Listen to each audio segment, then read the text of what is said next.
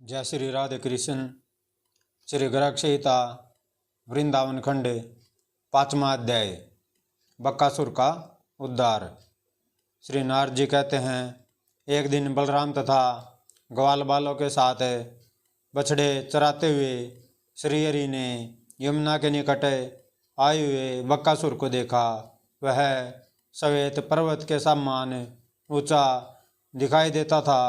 बड़ी बड़ी टांगें और मेघ गर्जन के समान ध्वनि। उसे देखते ही ग्वाल बाल डर के मारे भागने लगे। उसकी चोंच वज्र के समान तीखी थी। उसने आते ही श्री हरि को अपना ग्रास बना लिया। यह देख सब ग्वाल बाल रोने लगे। रोते रोते वे निष्प्राण से हो गए। उस समय हाहाकार करते हुए सब देवता वहाँ आ पहुँचे। इंद्र ने तत्काल वज्र चलाकर उसे मान वक पर प्रहार किया। वज्र की चोट से बकासुर धरती पर गिर पड़ा, किंतु मरा नहीं। वह फिर उठकर खड़ा हो गया। तब ब्रह्मा जी ने भी कुपित होकर उसे ब्रह्मदंड से मारा। उस आघात से गिरकर वह असुर 2 घड़ी तक मूर्छित पड़ा रहा। फिर अपने शरीर को कपाता हुआ जमाई लेकर वह बड़े वेग से उठ खड़ा हुआ। उसकी मृत्यु नहीं हुई। वह बलवान दैत्य मेघ के समान गर्जना करने लगा। इसी समय त्रिनेत्रधारी भगवान शंकर ने उस महान असुर पर त्रिशूल से प्रहार किया। उस प्रहार से दैत्य की एक पाख कट गई, तो भी वह महाभयंकर असुर मर न सका। तदंतर वायुदेव ने बकासुर पर वायव्यास्त्र चलाया। उससे वह कुछ ऊपर की ओर उठ गया, परंतु पुनः अपने स्थान पर आकर खड़ा हो गया। इसके बाद यम ने सामने आकर उस पर यमदंड से प्रहार किया, परंतु प्रचंड पराक्रमी बकासुर की उस दंड से भी मृत्यु नहीं हुई।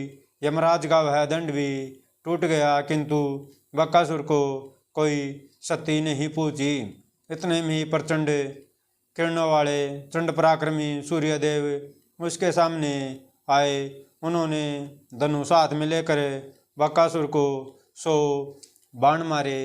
वे तीखे बाण उसकी पाख में धंस गए, फिर भी वह मर न सका।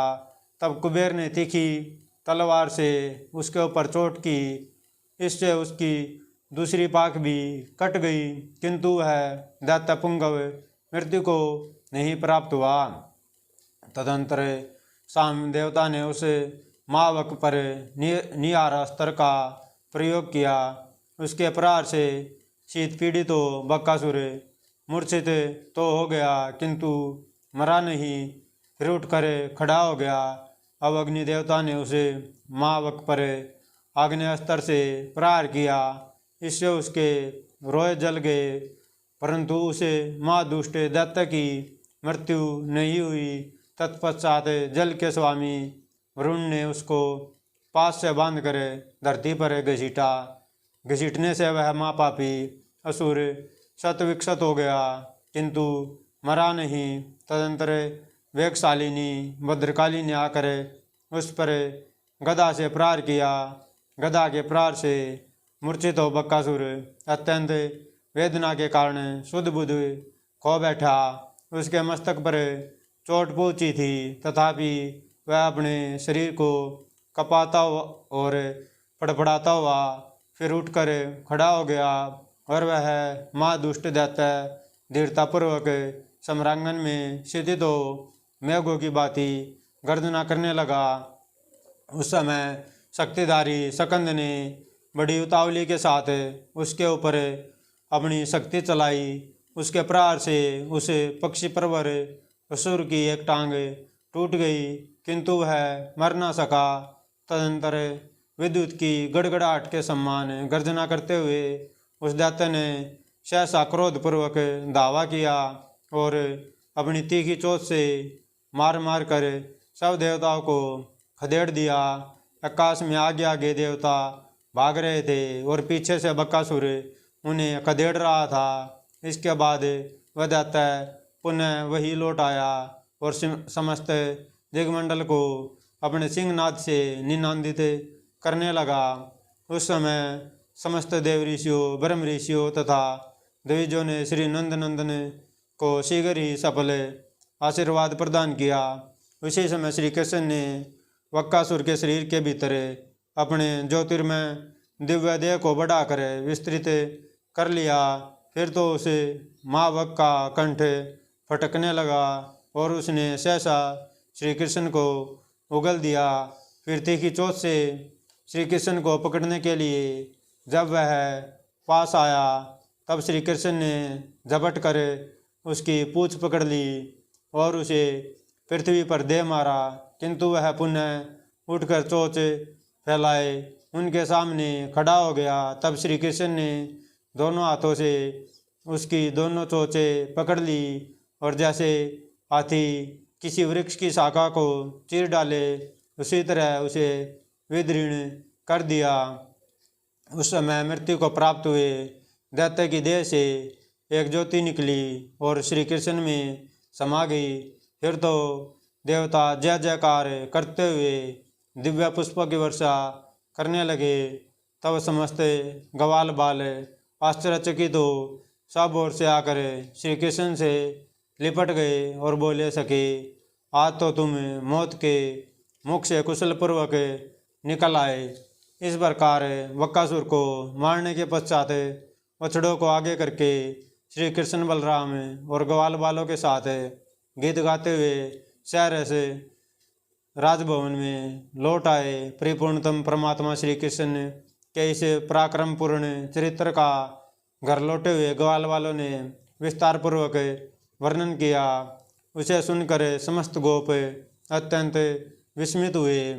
बहुलाश्रव ने पूछा, देवऋषि यह बकासुर पूर्व काल में कौन था और किस कारण से उसको बगुले का शरीर प्राप्त हुआ था?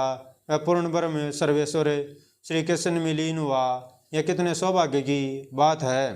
श्री नारद जी ने कहा, नरेश्वर हयग्रीव नामक दैत्य के एक पुत्र था जो उत्कल नाम से प्रसिद्ध हुआ। उसने सम्रांगण में देवताओं को परास्त करके देवराज इंद्र के छत्र को छीन लिया था। उस महाबली दैत्य ने और भी बहुत से मनुष्यों तथा नरेशों की राज्य संपत्ति का अपहरण करके 100 वर्षों तक सर्वभैव संपन्न राज्य का उपभोग किया। एक दिन इधर उधर विचरता हुआ दैत्य उत्कल गंगा सागर संगम पर सिद्ध मुनि जाजली की पर्णशाला के समीप गया और पानी में बंसी डालकर बारंबार मछलियों को पकड़ने लगा। यद्यपि मुनि ने मना किया तथापि उस दुर्बुद्धि ने उनकी बातें नहीं मानी। मुनि श्रेष्ठ जाजली सिद्ध महात्मा थे। उन्होंने उत्कल को साप देते हुए कहा, दुर्मते तू बुगले की भांति मछली पकड़ता और खाता है, इसलिए बगुला ही हो जा। फिर क्या था, उत्कल उसी क्षण बगुले के रूप में परिणत हो गया। तेजोभ्रष्ट हो जाने के कारण उसका सारा गर्व गल गया। उसने हाथ जोड़कर मुनि को प्रणाम किया और उनके दोनों चरणों में पड़कर कहा। उत्कल बोला, मुने मैं आपके प्रचंड तपोबल को नहीं जानता था। जाजली मेरी रक्षा कीजिए। आप जैसे साधु महात्माओं का संग तो उत्तम मोक्ष का द्वार माना गया है।